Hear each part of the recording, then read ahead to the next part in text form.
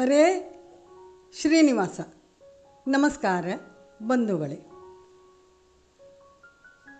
ನಾಗರ ಪಂಚಮಿ ದಿನ ಹಾಡುವ ಹಾಡು.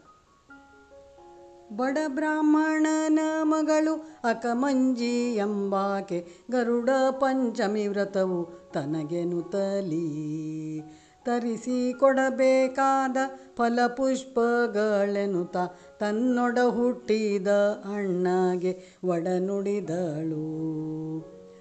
ಅಂದ ಮಾತನು ಕೇಳಿ ಬಂದು ಸಂತೋಷದಲ್ಲಿ ಚಂದಾದ ಕುಸುಮವನೆ ಕೊಂಡು ತರಲು.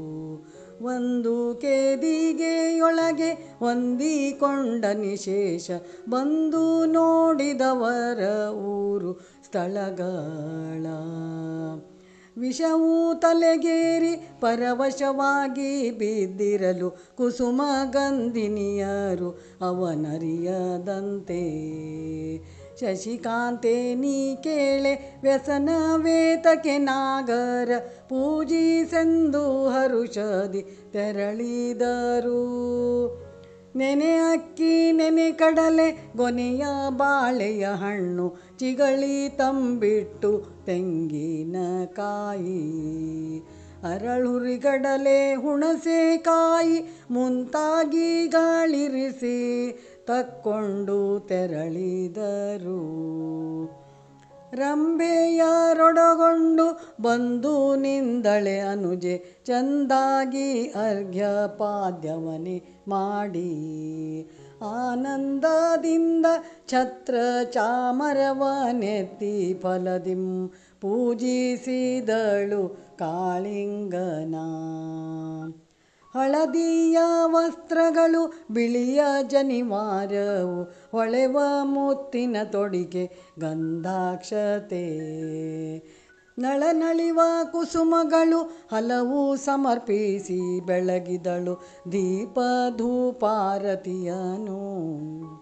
ಪಡವಮೊತ್ತೆಯನೇ ಮುಗಿದು ಪಡೆದು ಮನದ ಅಭೀಷ್ಟವನು ಮಡದೇರು ಗಡನಡಲೆ.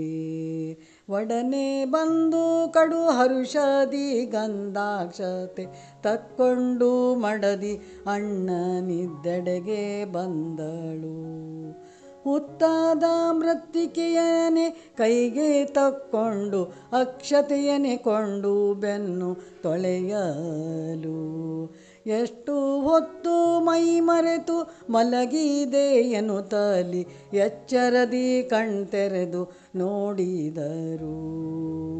ಈ ಸಂತೋಷದಲ್ಲಿ ಉಳ್ಳ ನಾರಿಯರೆಲ್ಲ ಈ ವ್ರತವ ಮಾಡೇ ಚಂದದಿ.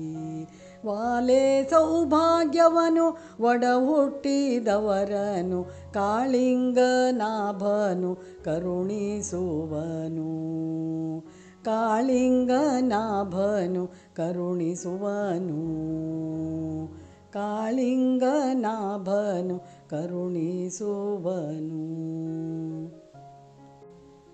ಈ ಹಾಡನ್ನು ನಾಗರ ಪಂಚಮಿ ದಿನ ಹಾಗೂ ನಾಗರ ಚೌತಿ ದಿನ ನಾಗಪ್ಪನಿಗೆ ಹಾಲೆರೆದು ಪೂಜೆ ಮಾಡಿದ ನಂತರ ಅಥವಾ ಪೂಜೆ ಮಾಡುವಾಗ ಈ ಹಾಡನ್ನು ಹೇಳಬೇಕು.